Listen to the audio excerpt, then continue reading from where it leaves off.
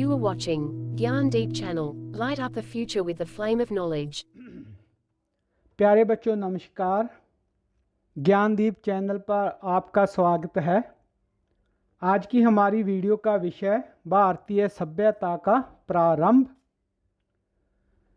इस सभ्यता के बारे में इतिहासकार बीबी लाल लिखते हैं, भारत की सबसे प्राचीन सभ्यता जो हड़प्पा सिंधु या फिर सिंधु सरस्वती सभ्यता के नाम से जानी जाती है, वास्तव में कई मायनों में अनूठी सभ्यता थी।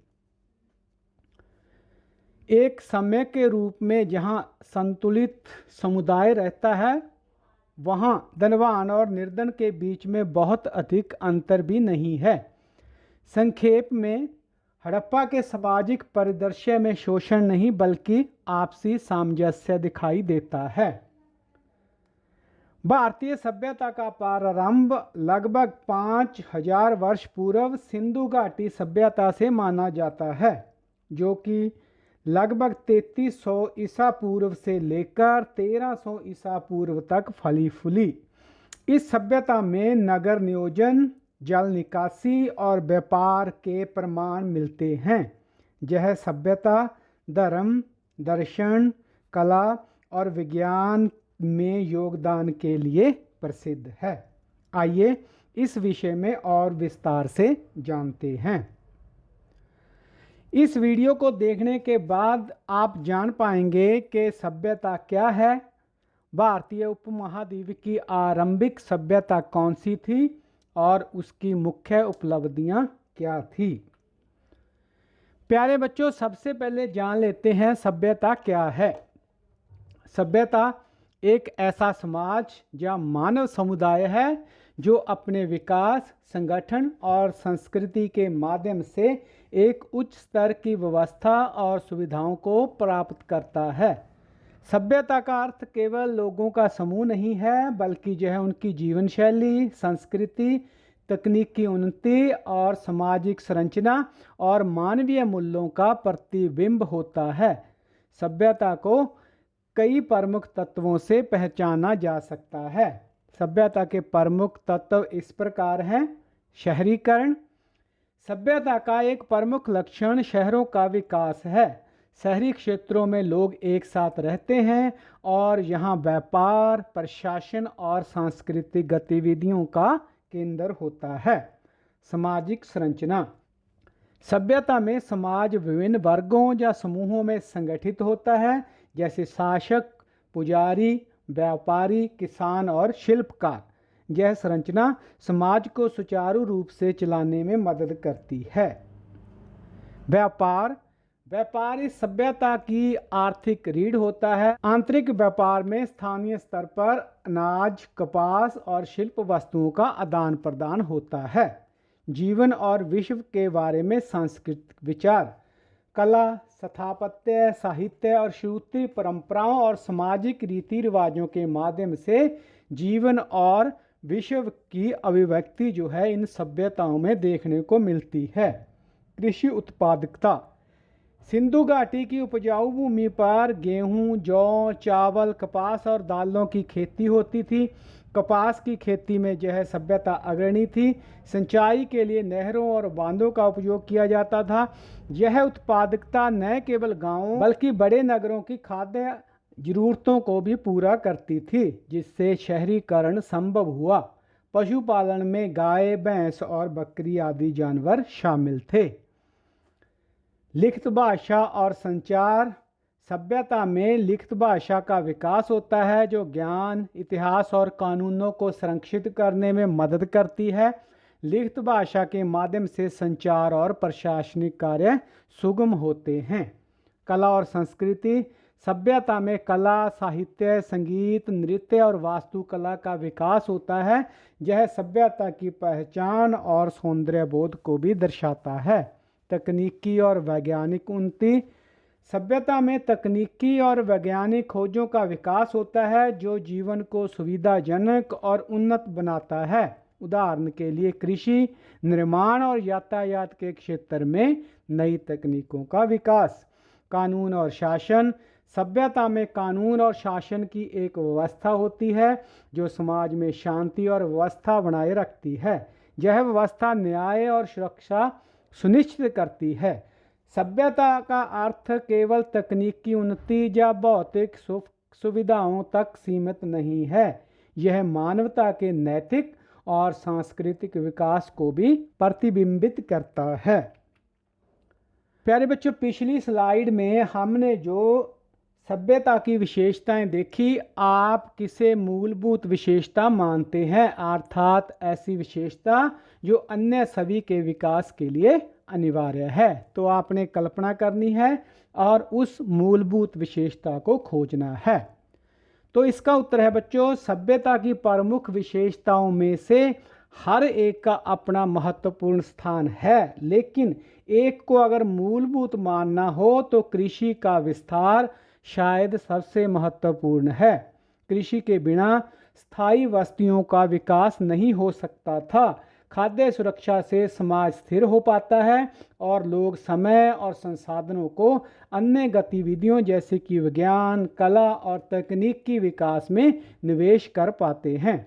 कृषि के विस्तार ने कई संभावनाओं को जन्म दिया, जैसे शहरों का विकास हुआ, स्थायी बस्तियां बसी और नगरों का निर्माण हुआ। विभाजन और संगठन, विभिन्न कार्यों के लिए सामाजिक वर्गों और पेशों का विकास हुआ। धर्म और संस्कृति, धार्मिक और सांस्कृतिक परंपराओं का भी समृद्धिकरण कृषि के कारण हुआ। लेखन और भाषा, संचार और रिकॉर्ड रखने के लिए लेखन प्रणाली का विकास हुआ। कृषि ने मानव समाज को एक संगठित रूप दिया जिससे अन्य सभी विशेषताओं का विकास संभव हो पाया। इसके बाद अगली गतिविधि में पूछा गया है, जो हमने सभ्यता की विशेषताएं देखी, प्रत्येक विशेषता के लिए क्या आप उस समाज में विद्यमान व्यवसाय और रोजगार की सूची तैयार कर सकते हैं। तो प्यारे बच्चों, प्राचीन सभ्यताओं में विभिन्न व्यवसाय और रोजगार विद्यमान थे जो उनके समाज की प्रमुख विशेषताओं को दर्शाते थे। इन विशेषताओं के आधार पर प्रमुख व्यवसायों की सूची इस प्रकार है। कृषि और खाद्य उत्पादन से जुड़े हुए जो व्यवसाय थे, इसमें किसान अनाज, फल और सब्जियां उगाना, मछुआरे मछली पकड़ना और जल जीवों का शिकार करना, पशुपालक पशुओं को पालना और उनसे दूध, मांस और ऊन प्राप्त करना, बागवानी करने वाले फलों और फूलों के बागान को लगाना, खाद्य संग्रहकर्ता जंगली फल, जड़ें और अन्य प्राकृतिक संसाधन एकत्रित करना। शिल्प और उद्योग से जुड़े हुए जो व्यवसाय थे, उनमें कुम्हार मिट्टी के बर्तन बनाते थे, लोहार धातु के औजार और हथियार बनाना, बढ़ई लकड़ी के फर्नीचर और निर्माण सामग्री को तैयार करना, बुनकर जो कपड़ा बुनते थे और वस्त्र का निर्माण करते थे, चमड़ा कारीगर चमड़े से जूते, थैले और अन्य सामग्री तैयार करना।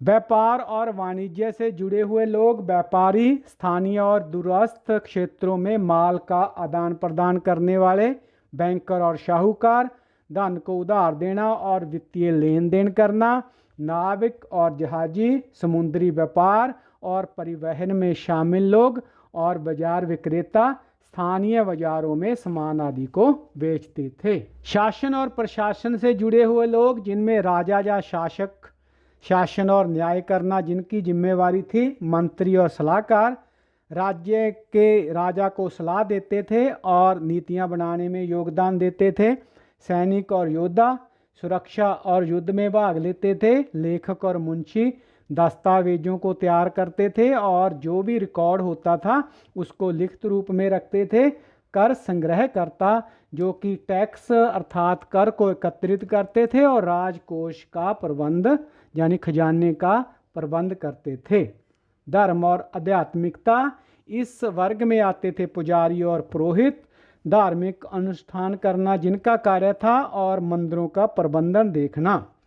भिक्षु और साधु आध्यात्मिक जीवन जीना और शिक्षा देना, ज्योतिषी ग्रह नक्षत्रों का अध्ययन करते थे और भविष्य आदि बताते थे, कलाकार मूर्तियां, चित्र और धार्मिक प्रतीक बनाते थे। इसके अलावा शिक्षा और ज्ञान से जुड़े हुए लोग भी हमें मिलते हैं, जिनमें गुरु या शिक्षक थे जो कि ज्ञान देते थे और कौशल आदि सिखाते थे। विद्वान और दार्शनिक लोग जो विज्ञान, गणित और दर्शन का अध्ययन करते थे। चिकित्सक और वैद्य जो रोगों का इलाज करते थे और औषधियाँ आदि तैयार करना उनका कार्य था। कला और मनोरंजन से जुड़े लोग, जिनमें नर्तक और नर्तकी नृत्य और मनोरंजन आदि का प्रदर्शन करते थे। संगीतकार वाद्य यंत्र बनाना और संगीत की रचना करते थे।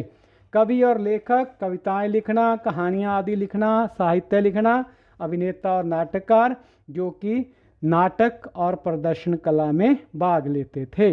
निर्माण और वास्तुकला से जुड़े हुए लोग, जिनमें वास्तुकार जो कि इमारतों और संरचनाओं की योजनाओं को बनाते थे। मजदूर निर्माण कार्य में शामिल होते थे और पत्थर तराश, पत्थरों को तराश कर मूर्तियों का आकार देते थे और बड़ी बड़ी इमारतों में नक्काशी आदि करते थे। इंजीनियर सिंचाई, सड़क और पुल आदि का निर्माण कार्य इनके जिम्मे था।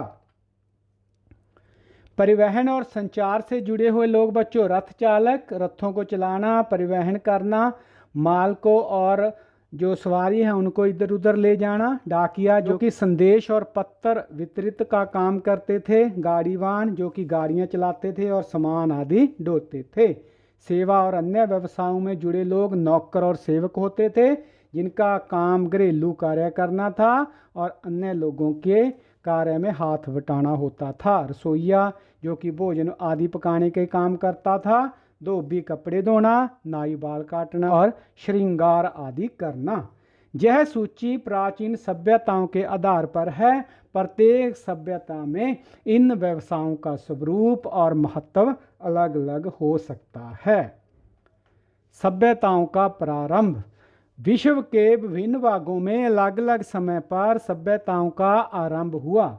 जिस क्षेत्र को मेसोपोटामिया यानी कि आधुनिक इराक और सीरिया के नाम से जाना जाता है, वहाँ लगभग 6000 वर्ष पहले सभ्यता का आरंभ हुआ। यह सभ्यता टिग्रिस और यूफ्रेटिस नदियों के बीच में विकसित हुई, जहाँ के लोग कृषि, लेखन और कानून में उन्नत थे। लगभग 3100 ईसा पूर्व नील नदी के किनारे मिस्र सभ्यता विकसित हुई। यह सभ्यता अपने पिरामिडों, ममीकरण और चित्रलिपि के लिए जानी जाती है। सिंधु घाटी सभ्यता लगभग 3300 से लेकर 1300 ईसा पूर्व विकसित हुई। यह सभ्यता हड़प्पा और मोहनजोदाड़ो जैसे शहरों के लिए प्रसिद्ध थी। यहाँ के लोग उन्नत नगर नियोजन, जल आपूर्ति प्रणाली और व्यापार में कुशल थे। इस अध्याय में हम भारतीय सभ्यता के बारे में जानेंगे। तो यह बच्चों विश्व की जो महान सभ्यताएं हैं उनके आरंभ की समय रेखा, जैसे कि मेसोपोटामिया सभ्यता जो कि 4000 सामान्य संवत पूर्व विकसित हुई। उसके बाद मिस्र की सभ्यता, नील नदी घाटी सभ्यता जो कि लगभग 3000 सामान्य संवत पूर्व पर विकसित हुई। और उसके बाद है 2000 सामान्य संवत पूर्व सिंधु सरस्वती सभ्यता, जिसको हम हड़प्पा सभ्यता के नाम से भी जानते हैं। सिंधु सभ्यता, हड़प्पा सभ्यता या फिर सिंधु सरस्वती सभ्यता। सिंधु सभ्यता की कहानी भारतीय उपमहाद्वीप और उसके उत्तर पश्चिमी क्षेत्र से आरंभ होती है। पंजाब, आज का जो भारत और पाकिस्तान में विभाजित दोनों पंजाब आते हैं, और सिंध जो कि पाकिस्तान में है, के विशाल मैदानों को सिंधु नदी और उसकी सहायक नदियां सिंचित करती हैं। सिंधु नदी ने इन मैदानों को उपजाऊ और कृषि के अनुकूल बनाया।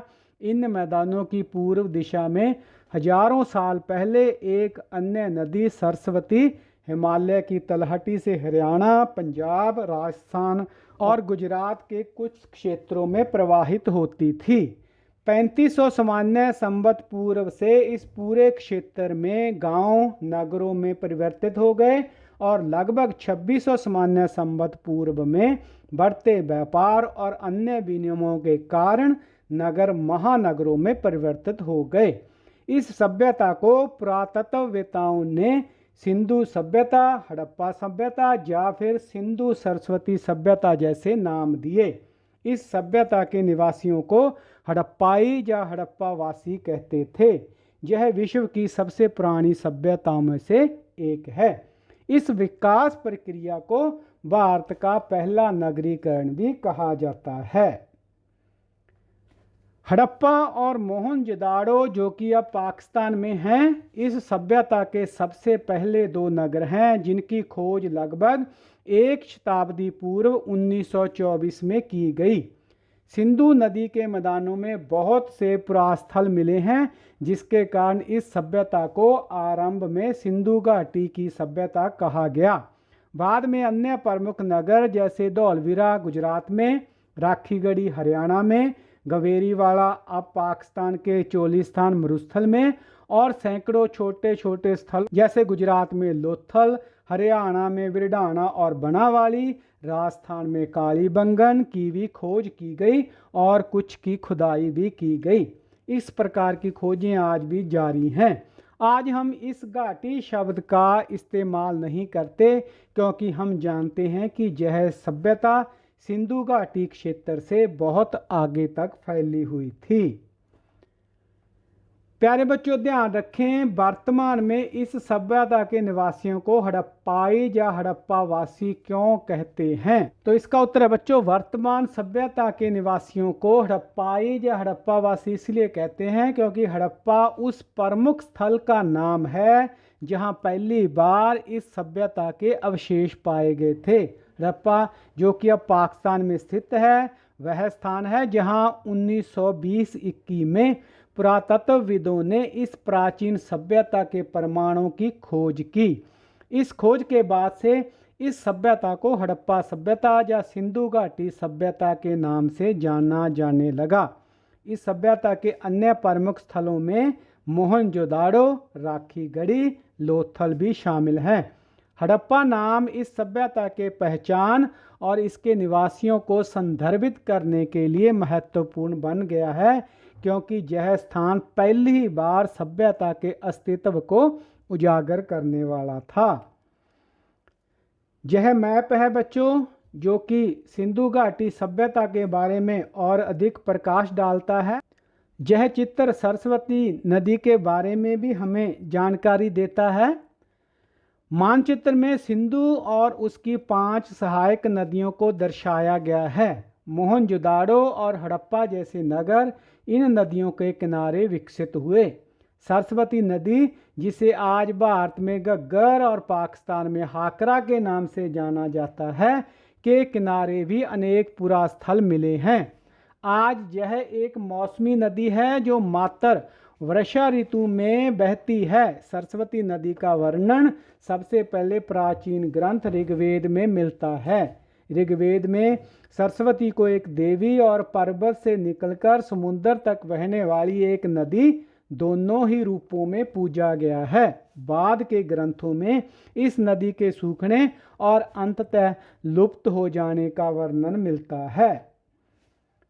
प्यारे बच्चों, इसके बाद एक तालिका दी गई है जो कि आपकी पाठ्य पुस्तक में भी है और स्क्रीन पर भी आप उसे देख सकते हैं। हड़प्पा सभ्यता के कुछ प्रमुख नगर दिए गए हैं और वह जो स्थान है आधुनिक राज्य में किस आधुनिक राज्य में स्थित हैं उससे मिलान करना है। जैसे धौलावीरा यह गुजरात में है, उसके बाद हड़प्पा यह पंजाब जो कि पाकिस्तान में है वहाँ पर स्थित है, कालीबंगन राजस्थान में है, मोहनजोदाड़ो यह पाकिस्तान के सिंध प्रांत में है और राखीगढ़ी हरियाणा में स्थित है। नगर योजना। सिंधु सभ्यता अपनी उन्नत नगर योजना और वास्तुकला के लिए प्रसिद्ध है। हड़प्पा सभ्यता के नगरों की योजना में कई महत्वपूर्ण विशेषताएं थीं, जैसे कि ग्रिड पैटर्न। हड़प्पा सभ्यता के नगरों की सड़कें एक ग्रिड पैटर्न से बनी हुई थी। सड़कें एक दूसरे को समकोण पर काटती थी, जिससे नगर का लेआउट व्यवस्थित और सुव्यवस्थित होता था। नालियों की व्यवस्था। हड़प्पा सभ्यता में नालियों की एक उन्नत व्यवस्था थी। घरों से निकलने वाले गंदे पानी को नालियों के माध्यम से बाहर निकाला जाता था। ये नालियाँ ईंटों से बनी होती थी और उन्हें ढक्कन से ढका जाता था। सार्वजनिक स्नानागार। मोहनजोदाड़ो में एक बड़ा सार्वजनिक स्नानागार पाया गया है जो हड़प्पा सभ्यता की नगर योजना का एक महत्वपूर्ण हिस्सा है। यह स्नानागार धार्मिक और सामाजिक कार्यों के लिए प्रयोग किया जाता होगा। अन्न भंडार। हड़प्पा सभ्यता के नगरों में बड़े अन्न भंडार भी पाए गए हैं। ये भंडार अनाज को स्टोर करने के लिए प्रयोग होते थे और यह भी दर्शाता है कि हड़प्पा सभ्यता में कृषि का एक महत्वपूर्ण स्थान था। आवासीय भवन। हड़प्पा सभ्यता के नगरों में आवासीय भवन ईंटों से बने होते थे। ये भवन आमतौर पर 2 मंजिला होते थे और उनमें आंगन, रसोई, स्नानागार और शौचालय जैसी सुविधाएं होती थी। कुछ बड़े भवनों का उपयोग सामूहिक उद्देश्यों के लिए किया जाता था, जैसे कि गोदाम जहां परिवहन किए जाने वाली वस्तुओं को रखा जाता था। सड़कों और गलियों में विभिन्न आकारों के निजी घर मिलते हैं। रोचक बात यह है कि बड़े और छोटे घरों के निर्माण की गुणवत्ता एक समान मिलती है। किलेबंदी। कुछ नगर के चारों ओर किलेबंदी भी की गई थी जो शहर को सुरक्षा प्रदान करती थी। यह किलेबंदी ईंटों से बनी होती थी और शहर को बाहरी आक्रमणों से सुरक्षित रखती थी। हड़प्पा सभ्यता की नगर योजना उस समय के लिए अत्यंत उन्नत और एक व्यवस्थित व्यवस्था थी जो इस सभ्यता के निवासियों की इंजीनियरिंग और प्रशासनिक कौशल को दर्शाती है।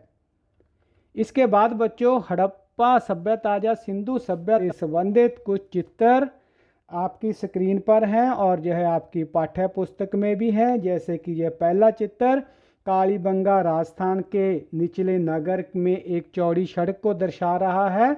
दूसरा चित्र धौलावीरा के मध्य नगर के आवासीय क्षेत्र की लंबवत गलियों को दर्शाता है।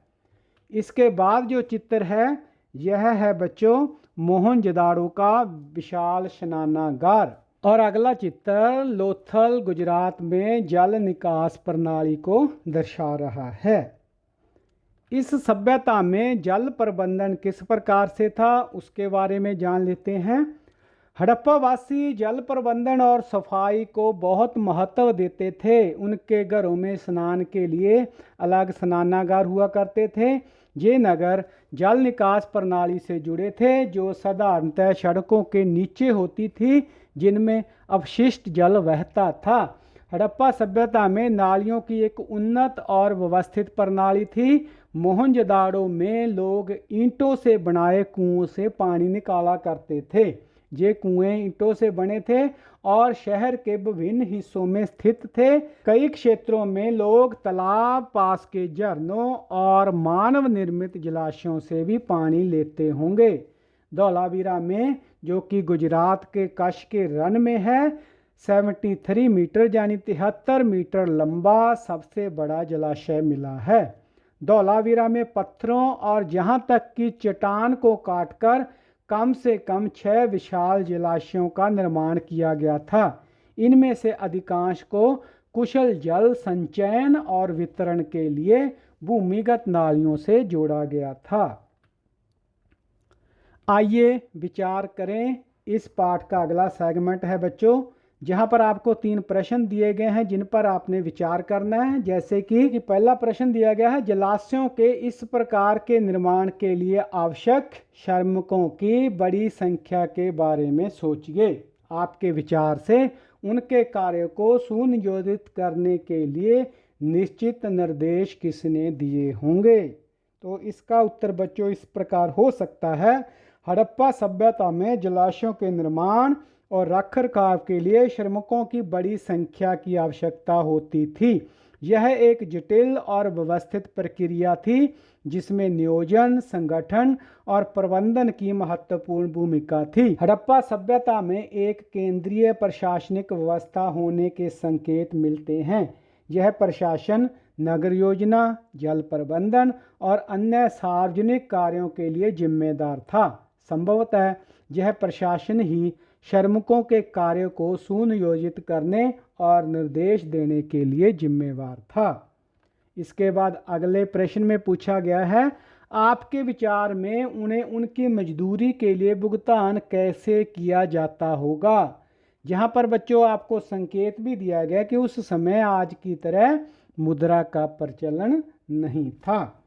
तो इसका उत्तर हो सकता है बच्चों, हड़प्पा सभ्यता में मुद्रा का प्रचलन नहीं था, इसलिए श्रमिकों को मजदूरी के रूप में वस्तु विनिमय के माध्यम से भुगतान किया जाता होगा। उदाहरण के लिए उन्हें अनाज, कपड़े, मिट्टी के बर्तन या अन्य आवश्यक वस्तुएं दी जाती होंगी।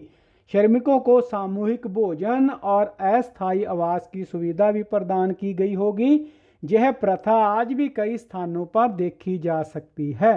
संभव है श्रमिकों को उनके काम के बदले में सामाजिक सुरक्षा या अन्य लाभ भी दिए जाते होंगे, जैसे कि उनके परिवारों के लिए सुरक्षा या उनके परिवारों को कुछ और सुविधाएं। इसके बाद विचार करने के लिए प्रश्न है, चूंकि समय समय पर जलाशयों की सफाई करना आवश्यक था, इसलिए क्या उनके रखरखाव के लिए कोई स्थानीय प्राधिकारी थे। इस नगर के शासक और नगर प्रशासन के बारे में क्या संकेत मिलते हैं। तो इसका उत्तर है बच्चों, हड़प्पा सभ्यता में स्थानीय प्रशासनिक इकाइयाँ होती थी जो जलाशयों और अन्य सार्वजनिक सुविधाओं के रखरखाव के लिए जिम्मेवार थी। ये प्राधिकारी और ये इकाइयाँ नियमित सफाई और मरम्मत का कार्य सुनिश्चित करते थे। संभव है कि जलाशयों के रखरखाव का कार्य स्थानीय समुदायों को सौंपा गया हो। प्रत्येक समुदाय अपने क्षेत्र में जलाशयों की देखभाल करता होगा। हड़प्पा वासी क्या खाते थे। तो प्यारे बच्चों, हड़प्पा वासियों ने अपनी अनेक बस्तियां बड़ी और छोटी नदियों के किनारे बसाईं। यह सिर्फ जल स्रोतों तक आसानी से पहुंचने के लिए नहीं, बल्कि कृषि की दृष्टि से भी एक औचित्यपूर्ण विकल्प रहा होगा, क्योंकि नदियां अपने आसपास की भूमि को उपजाऊ बनाती हैं। पुरातात्विक खोजें यह दर्शाती हैं कि हड़प्पा वासी दलहन और अनेक किस्म की सब्जियों के अतिरिक्त जौ, गेहूं, कुछ मोटे अनाज, बाजरा और कभी कभी धान जैसे अनाज की खेती करते थे। यूरेशिया में कपास उगाने में सर्वप्रथम थे, जिसका उपयोग वे कपड़ा बुनने में किया करते थे। उन्होंने हल सहित खेती के कई उपकरण बनाए, जिनमें से कुछ का उपयोग आधुनिक समय में भी किसानों द्वारा किया जाता है। यह गहन कृषि गतिविधि सैकड़ों छोटे ग्रामीण स्थलों और गांवों द्वारा संचालित की जाती थी। अभी की तरह तब भी ग्रामीण क्षेत्रों से पर्याप्त कृषि उपज प्रतिदिन उपलब्ध होने पर ही नगर जीवित रह सकते थे। हड़प्पा वासियों ने मांस के सेवन के लिए अनेक पशुओं को पाला और मछलियों के लिए वे नदियों और समुद्रों पर निर्भर होते थे। खुदाई में बड़ी संख्या में पाई गई पशुओं की हड्डियां और मत्स्य जीवाश्म से इसका पता चलता है। हड़प्पा वासियों के खाना पकाने के पात्रों में क्या होता था। मिट्टी के पात्रों की वैज्ञानिक जांच से कुछ प्रश्नों के उत्तर हमें मिलते हैं, जिनमें प्रत्याशित रूप से दुग्ध उत्पाद और अप्रत्याशित रूप से हल्दी, अदरक और केले जैसे पदार्थ मिले हैं। यह दोनों प्रकार के अवशेष हमें मिले हैं और इससे स्पष्ट है कि हड़प्पा सभ्यता के लोगों का आहार विविध था, पौष्टिक था। यह दर्शाता है कि हड़प्पा वासी स्वस्थ और संतुलित आहार का सेवन करते थे, जो उनकी उन्नत सभ्यता को भी दर्शाता है। इसके बाद आती है बच्चों इस सभ्यता में व्यापार की स्थिति। हड़प्पा वासी न केवल अपनी सभ्यता में बल्कि भारत के भीतर और बाहर की अन्य सभ्यताओं और संस्कृतियों के साथ भी सक्रिय रूप से व्यापार करते थे। उन्होंने आभूषणों, लकड़ी, दैनिक उपयोग की कुछ वस्तुओं एवं कपास और कुछ खाद्य वस्तुओं का निर्यात किया। उनके सर्वाधिक प्रिय आभूषण कार्नेलियन के मोती थे, जो अधिकतर गुजरात में पाए जाने वाले लाल रंग के अल्प मूल्यवान पत्थर होते थे। हड़प्पा के कारीगरों ने उनमें छेद करने की तकनीक विकसित की ताकि धागे डालकर उन्हें तरह तरह से सजाया जा सके। उन्होंने शंखों से सुंदर चूड़ियाँ भी बनाई। क्योंकि शंख का खोल सख्त होता है, अतः उन चूड़ियों को बनाने के लिए परिष्कृत तकनीक की आवश्यकता भी होती होगी। यह स्पष्ट नहीं है कि हड़प्पा वासियों ने निर्यातित वस्तुओं के बदले में किस वस्तु का आयात किया। संभवतः यह तांबा हो सकता है, क्योंकि यह धातु सामान्यतः उनके पास बहुतायत में उपलब्ध नहीं थी। हड़प्पा वासियों ने व्यापार को संचालित करने के लिए स्थल मार्ग और नदियों और समुद्री रास्तों का उपयोग किया। वास्तव में गुजरात और सिंध के तटवर्ती क्षेत्रों में कई हड़प्पाई बस्तियां स्थित हैं। गुजरात में स्थित एक लघु बस्ती लोथल में आश्चर्यजनक रूप से 217 मीटर लंबाई और 36 मीटर चौड़ाई का एक विशाल बेसिन पाया गया है, जिसकी लंबाई फुटबॉल के 2 मैदानों से चौड़ी है। इस बेसिन में बंदरगाह जैसी संरचना अवश्य रही होगी, जिसका इस्तेमाल नावों के माध्यम से वस्तुओं के आयात और निर्यात के लिए किया जाता होगा। इस प्रकार के व्यापक स्तर के व्यापार में यह आवश्यक था कि व्यापारी अपने सामान को और एक दूसरे को पहचाने। अनेक बस्तियों की खुदाई में मिली हजारों की संख्या में छोटी मोहरों का मुख्य उपयोग भी यही रहा होगा। ये मोहरें एक मुलायम पत्थर की बनी थी, जिन्हें गर्म करके कठोर बनाया जाता था। इनका माप केवल कुछ सेंटीमीटर है।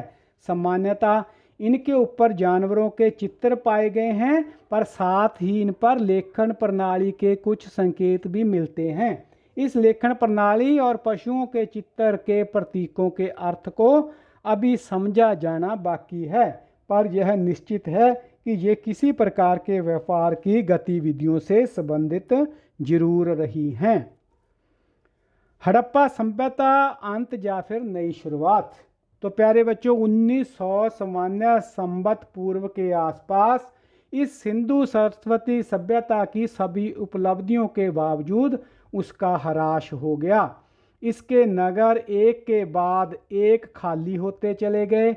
यदि कोई निवासी वहां रहे भी तो उन्होंने परिवर्तित वातावरण में ग्रामीण जीवन शैली को अपनाया। ऐसा प्रतीत होता है कि पूर्ववर्ती सरकार या प्रशासन अब विद्यमान नहीं रहा। धीरे धीरे हड़प्पावासी हजारों नहीं तो सैकड़ों की संख्या में छोटी छोटी वस्तुओं के रूप में बिखर गए। इस सभ्यता के पतन के आखिर कारण क्या थे? पुरातत्वविदाओं ने इसके अनेक कारण बताए हैं। बहुत समय पहले यह सोचा गया कि किसी युद्ध या आक्रमण के कारण इन नगरों का विध्वंस हुआ होगा, लेकिन युद्ध या आक्रमण के कोई निशान नहीं मिलते। यहाँ तक प्रमाणों की बात है, हड़प्पा वासियों ने वास्तव में कभी भी कोई सेना या युद्ध के हथियार नहीं रखे। यह अपेक्षाकृत एक शांतिपूर्ण सभ्यता प्रतीत होती है। हड़प्पा सभ्यता का अंत कैसे हुआ? वर्तमान में 2 कारणों पर सहमति बनी है। पहला, 2200 सामान्य संवत पूर्व से विश्व को अत्यधिक प्रभावित करने वाले जलवायु संबंधी परिवर्तनों से वर्षा में कमी और शुष्कता की स्थिति उत्पन्न हुई। इसने कृषि कार्यों को अधिक कठिन बनाया होगा और नगरों की ओर खाद्य आपूर्ति में कमी आई होगी। दूसरा, सरस्वती नदी का मध्य बेसिन सूख गया। वहाँ कालीबंगन और बनावाली जैसे नगर अचानक छोड़ दिए गए। इसमें अन्य कारण भी रहे होंगे, लेकिन ये 2 कारण हमें याद दिलाते हैं कि हम अपने कल्याण के लिए अपनी जलवायु और पर्यावरण पर कितने अधिक निर्भर हैं। यद्यपि नगर लुप्त हो गए, लेकिन हड़प्पा की संस्कृति एवं प्रौद्योगिकी अधिकांशतः बची रही और यह भारतीय सभ्यता के अगले चरण में पहुंच गई, जिसके बारे में चर्चा हम आगे के वीडियो में भी करते रहेंगे। तो प्यारे बच्चों, इस जो हड़प्पा की खोज हुई है और जो पुरातत्ववेत्ता हैं वो हड़प्पा वासियों द्वारा निर्मित और उपयोग की गई अनेक वस्तुओं को हमारे सामने लेकर आए हैं। जैसे कि यह हल जिससे संभवतः किसान कृषि आदि करते थे, एक कंघी मिली है, खिलौने मिले हैं बच्चों के, यह है खुदाई से प्राप्त कार्लेनियन मणके जो कि इराक के पास से मिले हैं, इनमें जो है सुराख करने की तकनीक है जो हड़प्पा वासियों ने सीखी। इसके बाद ये मोहरें मिली हैं जो कि संभवतः व्यापार में प्रयोग होती थी। इन पर जानवरों के चित्र के साथ साथ कुछ लिपि में लिखा भी गया है जिसे पढ़ना अभी बाकी है। कुछ अन्य चित्र,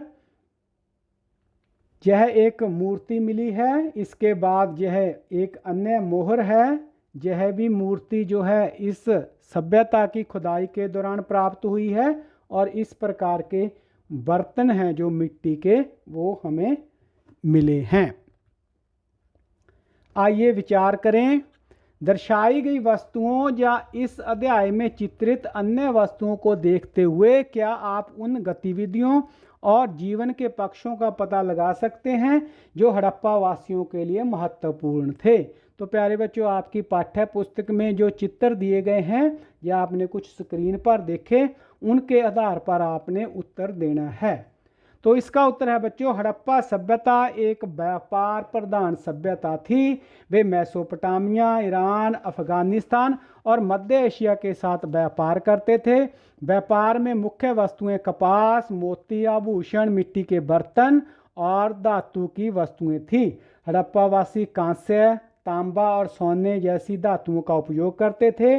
वे औजार और आभूषण बनाते थे। मिट्टी के बर्तन बनाने और चाक पर बर्तनों को आकार देने की कला में वे उन्नत थे। हड़प्पा सभ्यता की अपनी लिपि थी जो अभी तक पूरी तरह से पढ़ी नहीं जा सकी है। यह लिपि मुख्यतः मोहरों और ताम्र पत्रों पर पाई जाती है। हड़प्पावासी कला और संस्कृति के प्रति समर्पित थे। मिट्टी की मूर्तियाँ, खिलौने, आभूषण उनकी कलात्मकता को दर्शाते हैं। नृत्य और संगीत भी उनके सांस्कृतिक जीवन का महत्वपूर्ण हिस्सा थे। वे खेल और मनोरंजन के शौकीन थे। पासे और खिलौने उनके मनोरंजन के साधन थे जो कि खुदाई के दौरान मिले हैं। बच्चों के लिए मिट्टी के खिलौने भी बनाए जाते थे। हड़प्पावासी ग्रामीण बस्तियों में लौट गए क्योंकि किसी नगरीय जीवन शैली की तुलना में ग्रामीण जीवन शैली भोजन और जल तक सहज पहुंच प्रदान करती है। तब से लेकर अब तक जो नगर हैं वो भोजन और कभी कभी जल आपूर्ति के लिए गांव पर निर्भर रहते हैं। इस पर विचार करना है। तो प्यारे बच्चों, हड़प्पा सभ्यता के पतन के बाद हड़प्पावासी ग्रामीण बस्तियों में लौट गए। यह इसलिए हुआ क्योंकि ग्रामीण जीवन शैली भोजन और जल तक आसान पहुंच प्रदान करती है। वास्तव में गांव हमेशा से ही शहरों के लिए भोजन और जल के मुख्य आपूर्तिकर्ता रहे हैं। इसके कुछ कारण हैं, जैसे कि ग्रामीण क्षेत्रों में कृषि प्रमुख होती है। गांव के लोग अपने खाद्य उत्पादन के लिए खेती करते हैं। शहरों को ताज़ा और पौष्टिक भोजन जो है गांव से ही प्राप्त होता है।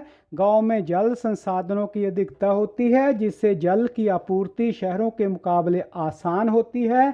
ग्रामीण जीवन शैली स्थिर और सरल होती है जिससे लोग अपने परिवेश में सुरक्षित और सुखद महसूस करते हैं। गांव में लोग एक दूसरे के साथ घनिष्ठ और संगठित संबंध रखते हैं जिससे सामाजिक समर्थन और सुरक्षा की भावना बढ़ती है। इस प्रकार गांव और शहरों के बीच का यह संबंध हमारे वर्तमान जीवन में भी देखा जा सकता है, जहां शहरों को भोजन और जल की आपूर्ति ग्रामीण क्षेत्रों से होती है। तो यह था बच्चों पाठ भारतीय सभ्यता का विकास।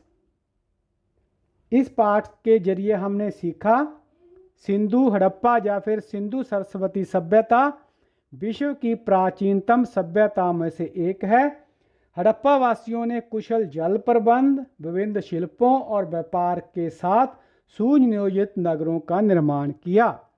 उपजाऊ कृषि से नगरों को विभिन्न प्रकार की फसलें प्राप्त हुई और इस सभ्यता का जलवायु संबंधी या पर्यावरणीय परिवर्तनों के कारण अंततः ह्रास हो गया।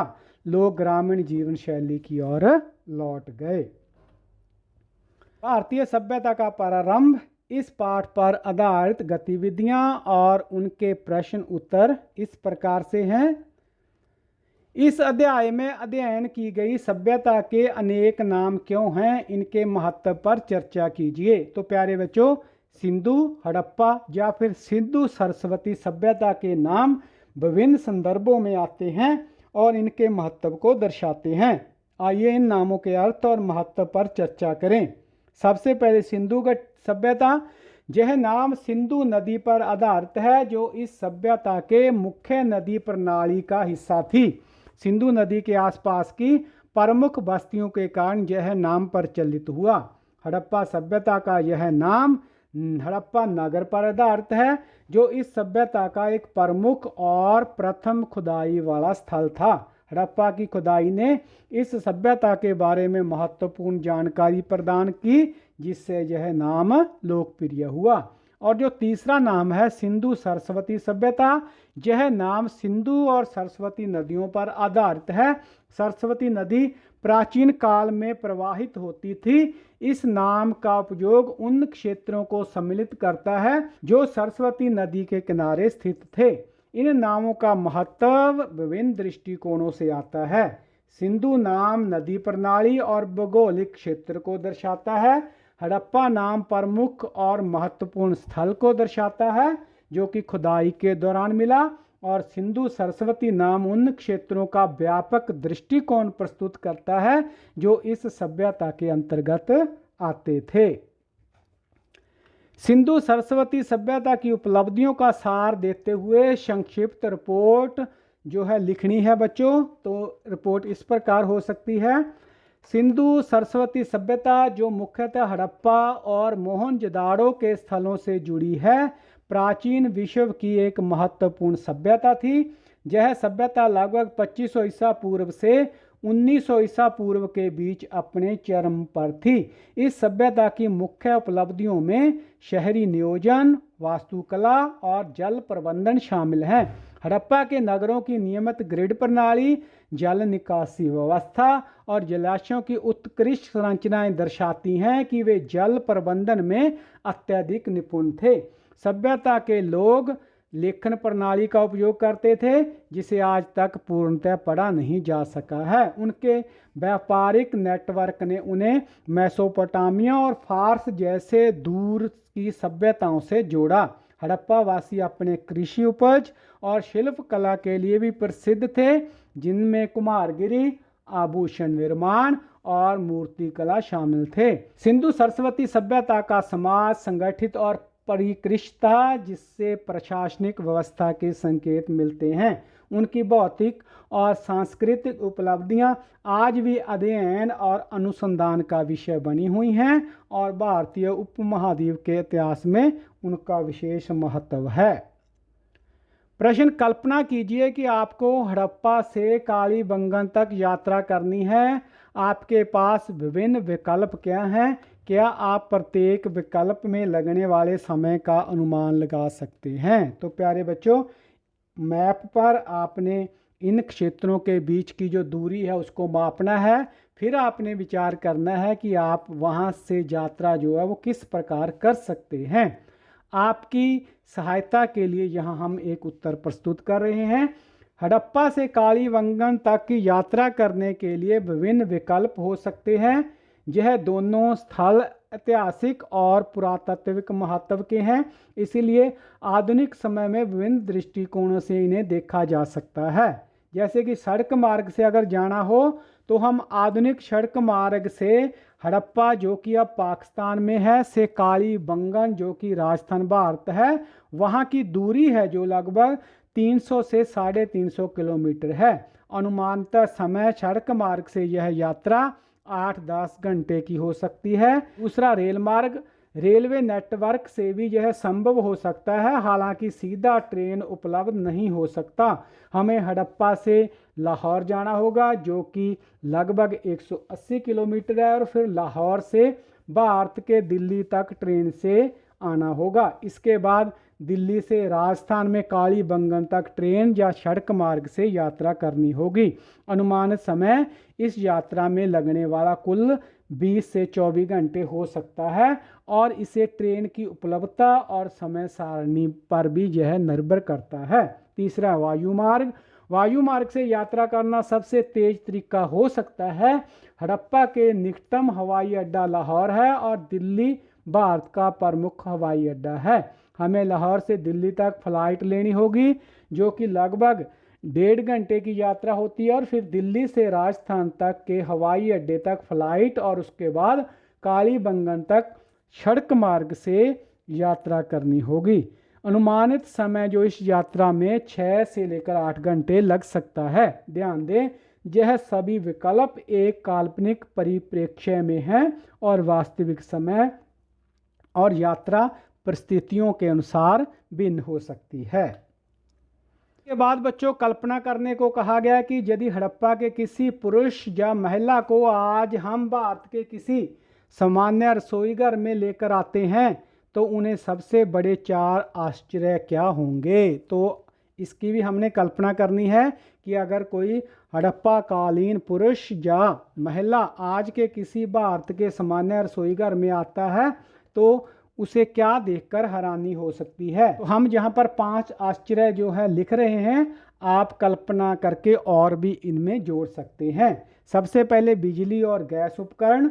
रसोई में बिजली और गैस से चलने वाले उपकरण जैसे refrigerator, microwave oven, gas stove और मिक्सर ग्राइंडर आदि देखकर वे अचंभित हो सकते हैं। उनके लिए यह समझ पाना कठिन होगा कि कैसे इन उपकरणों का उपयोग किया जाता है। दूसरा, जल और जल प्रबंधन। रसोई में पाइपलाइन से पानी की सुविधा, वाटर फिल्टर, प्यूरीफायर आदि देखकर भी वे आश्चर्यचकित हो सकते हैं। तीसरा है प्रोसेस्ड और पैक्ड फूड। आजकल के प्रोसेस्ड और पैक्ड फूड आइटम जैसे कि नूडल्स हैं, बिस्किट्स हैं, रेडी टू ईट भोजन देखकर उन्हें यह समझ पाना कठिन हो सकता है कि यह भोजन इतने लंबे समय तक ताज़ा कैसे रह सकता है और इसे कैसे तैयार किया जाता है। उसके बाद आधुनिक बर्तन और किचन वेयर। आज के समय में उपयोग होने वाले आधुनिक बर्तन और किचन के जो बर्तन हैं, नॉन स्टिक पैन, स्टील बर्तन और प्लास्टिक कंटेनर देखकर भी वे आश्चर्यचकित हो सकते हैं। हड़प्पा वासी मिट्टी के बर्तन और पत्थर के औजारों का ज़्यादातर उपयोग करते थे। इसके बाद है रसोई के आकार और डिजाइन। आधुनिक रसोई का आकार, डिजाइन और संगठन देखकर वे अचंभित हो सकते हैं। आजकल की रसोई में काम करने के लिए बहुत से सुविधाजनक और संगठित व्यवस्थाएं हो गई हैं जो कि हड़प्पा काल की रसोई से बिल्कुल अलग होती है। इस अध्याय के सभी चित्रों पर दृष्टि डालते हुए उन आभूषणों, हाव भावों और वस्तुओं की सूची बनाइए जो अभी भी 21वीं शताब्दी में परिचित प्रतीत होती हैं। तो प्यारे बच्चों, सिंधु सरस्वती सभ्यता के चित्रों और खुदाई से मिली वस्तुओं में कई ऐसी चीज़ें दर्शाती हैं जो कि आज भी 21 सदी में हमें परिचित प्रतीत होती हैं। हड़प्पा काल में पत्थर, धातु और मिट्टी के मणके बनाए जाते थे। आज भी मणके आभूषणों का एक प्रमुख हिस्सा हैं। कानों के आभूषण भी फैशन में हैं। हड़प्पा के चित्रों में महिलाओं के जो वस्त्र या परिधान दिखते हैं वे आज की साड़ी के समान हैं। पुरुषों के वस्त्र धोती के समान होते थे। सिंधु घाटी सभ्यता के मिट्टी के बर्तन आज भी ग्रामीण और शहरी क्षेत्रों में उपयोग में किए जाते हैं। अनाज और दालों के भंडारण के लिए बड़े बड़े मिट्टी या धातु के जार जो कि हड़प्पा काल में इस्तेमाल होते थे आज भी इस्तेमाल हो रहे हैं। सिंधु मूर्तियों में दिखाए गए नृत्य के हाव भाव जो कि भारतीय शास्त्रीय नृत्य रूपों में आज भी देखे जा सकते हैं। कुछ मूलभूत कृषि उपकरण जैसे कि हंसिया और कुल्हाड़ी जिन्हें आधुनिक संस्करण के रूप में उपयोग किया जाता है। इसके अलावा भी कुछ वस्त्र, आभूषण और वस्तुएं जो न केवल इतिहास का हिस्सा हैं बल्कि आज भी हमारी संस्कृति और जीवन शैली में महत्वपूर्ण स्थान रखती हैं। ये हमारे पूर्वजों की संस्कृति और सभ्यता से हमारा संबंध बनाए रखते हैं। यह दृष्टिकोण हमें यह समझने में मदद करता है कि कैसे हमारी वर्तमान और प्राचीन संस्कृति आपस में गहरे रूप से जुड़ी हुई है। धौलावीरा के जलाशयों की प्रणाली क्या सोच प्रतिबिंबित करती है? तो प्यारे बच्चों, धौलावीरा के जलाशयों की प्रणाली उनकी अत्यंत उन्नत इंजीनियरिंग और जल प्रबंधन की सोच का स्पष्ट प्रतिबिंब है।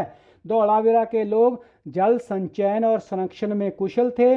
उनके जलाशय इतने विस्तृत और गहरे थे कि वे वर्षा जल को प्रभावी ढंग से संग्रहित कर सकते थे। यह सोच उनके जल संकट के समय में भी जीवित रहने की क्षमता प्रदान करती थी। जलाशयों का निर्माण इस बात का संकेत है कि धौलावीरा के लोग अपनी प्राकृतिक पारिस्थिति को अच्छी तरह से समझते थे। वे जल संसाधनों की महत्वपूर्णता और उनके संरक्षण के महत्व को जानते थे। धौलावीरा के जलाशयों का निर्माण और उनका स्थान चयन नगर योजनाकारों की एक कुशलता और उनकी उन्नत सोच को दर्शाता है। उन्होंने जलाशयों को इस प्रकार व्यवस्थित किया कि जल की आपूर्ति लगातार बनी रहे और सरलता से बनी रहे। जलाशयों का निर्माण एक बड़े सामाजिक संगठन और सहयोग की आवश्यकता को दर्शाता है। उन्होंने जल संसाधनों का संरक्षण इस प्रकार किया कि भविष्य में उसकी उपयोगिता बनी रहे। इन सभी पहलुओं को देखते हुए यह कहा जा सकता है कि धौलावीरा के जलाशयों की प्रणाली न केवल एक इंजीनियरिंग का अद्भुत उदाहरण है, बल्कि उनके समाज की सोच, समझ और संगठन की उन्नति का भी प्रतीक है। मोहनजोदाड़ो में ईंटों से निर्मित 700 कुओं की गणना की गई है। ऐसा लगता है कि उनका नियमित रूप से रखरखाव किया जाता रहा है और अनेक शताब्दियों तक उनका उपयोग किया जाता रहा। इस पर कारणों सहित चर्चा करें। तो प्यारे बच्चों, मोहनजोदाड़ो की सामाजिक संरचना अत्यंत संगठित और व्यवस्थित थी। इतने बड़े पैमाने पर कुओं का निर्माण और रखरखाव बिना एक संगठित प्रशासनिक व्यवस्था के संभव नहीं था। इतनी बड़ी संख्या में कुओं का निर्माण और उनका नियमित उपयोग यह दर्शाता है कि जल मोहनजोदाड़ो के निवासियों के जीवन का एक अत्यंत महत्वपूर्ण हिस्सा था। जल आपूर्ति की सुनिश्चितता उनके जीविका और कृषि के लिए अत्यंत महत्वपूर्ण थी। यह भी दर्शाता है कि मोहनजोदाड़ो की सामाजिक व्यवस्था स्थिर और संगठित थी। इतनी बड़ी अवसंरचना को बनाए रखने के लिए सामाजिक और आर्थिक स्थिरता आवश्यक होती है। मोहनजोदाड़ो के कुओं की यह प्रणाली हमें उनकी उन्नत समाज और तकनीकी उन्नति के बारे में गहरी जानकारी प्रदान करती है। यह दिखाती है कि प्राचीन काल में भी संगठित समाज और कुशल प्रबंधन की सोच कितनी महत्वपूर्ण थी। सामान्यतः यह कहा जाता है कि हड़प्पा वासियों ने नागरिकता का उच्च भाव था। इस कथन के महत्व पर चर्चा करें। क्या आप इससे सहमत हैं? वर्तमान भारत के जो महानगर हैं उनके नागरिकों के साथ इसकी तुलना भी कीजिए। तो प्यारे बच्चों, हड़प्पा सभ्यता के लोग अत्यंत संगठित थे। उनके शहरों की योजना, जल निकासी प्रणाली और शहरी व्यवस्थाएं यह दर्शाती हैं कि उनके पास एक कुशल और संगठित समाज था। हड़प्पा सभ्यता की तुलना में वर्तमान महानगरों में भी संगठित प्रशासनिक व्यवस्था और नगर नियोजन की आवश्यकता है। हालांकि जनसंख्या और तकनीकी विकास के कारण महानगरों की चुनौतियां अधिक होती हैं। नागरिकता का उच्च भाव इस बात का संकेत है कि हड़प्पावासी सामुदायिक भावना और सहयोग पर अत्यधिक जोर देते थे। वे अपने समाज के लाभ के लिए एकजुट रहते थे, एक दूसरे की मदद करते थे।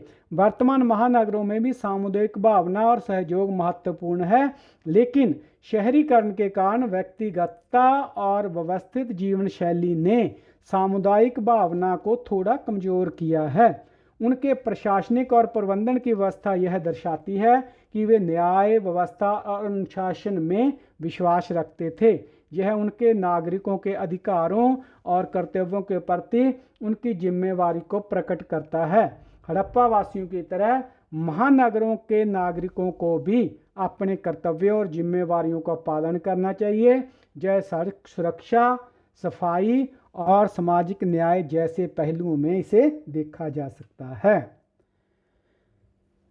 प्रश्न है, सिंधु घाटी सभ्यता कब और कहाँ विकसित हुई? तो इसका उत्तर है बच्चों, सिंधु घाटी सभ्यता लगभग 2500 ईसा पूर्व सिंधु नदी के किनारे विकसित हुई। प्रश्न, सिंधु घाटी सभ्यता के प्रमुख स्थल कौन कौन से हैं? तो इसका उत्तर है हड़प्पा, मोहनजोदाड़ो, लोथल, कालीबंगा, धौलावीरा, राखीगढ़ी और बनावाली आदि प्रमुख स्थल हैं। हड़प्पावासी मुख्यतः कौन सी फसल उगाते थे? तो इसका उत्तर है गेहूं, जौ और कपास।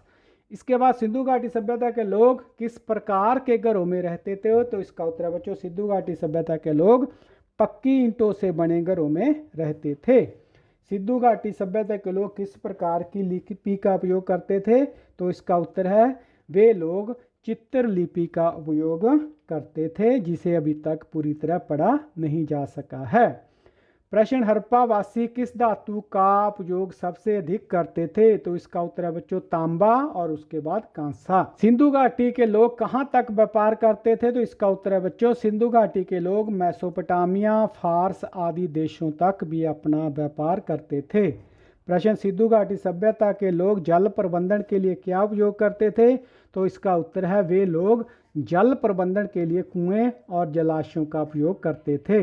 हड़प्पावासी किस प्रकार की मूर्तियां बनाते थे, हड़प्पावासी धातु और टेराकोटा की मूर्तियां बनाते थे। प्रश्न, सिंधु घाटी सभ्यता का पतन क्यों हुआ, तो ज़्यादातर विद्वान इस बात पर सहमत हैं कि का पतन पर्यावरणीय परिवर्तन, बाढ़, सूखा या पलायन जैसे कारणों से हुआ।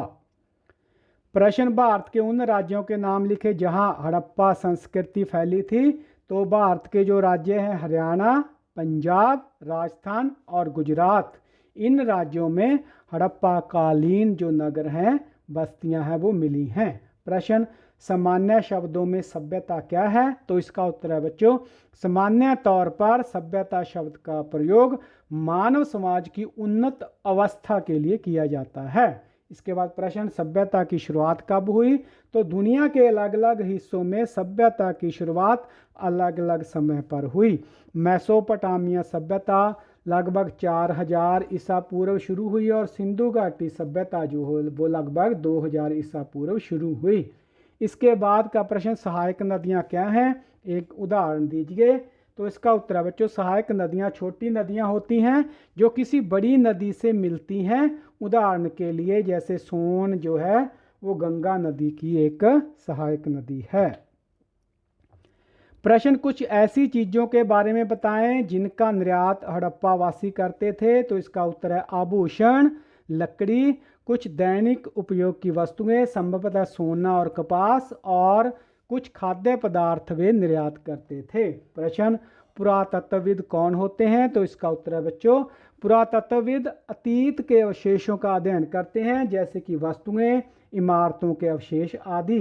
वे औजार, हथियार, बर्तन, धूपदान, सिक्के आदि की खोज और खुदाई करते हैं और पेंटिंग और मूर्तियों का अध्ययन करते हैं।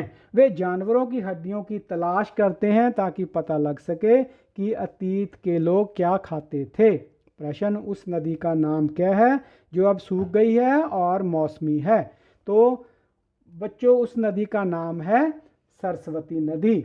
और यह जो घग्गर और हकरा नदी जो कि पाकिस्तान में बहती है, यहीं पर बहती थी, और ये दोनों नदियां घग्गर और हकरा जो है अब बरसाती नदियां हैं।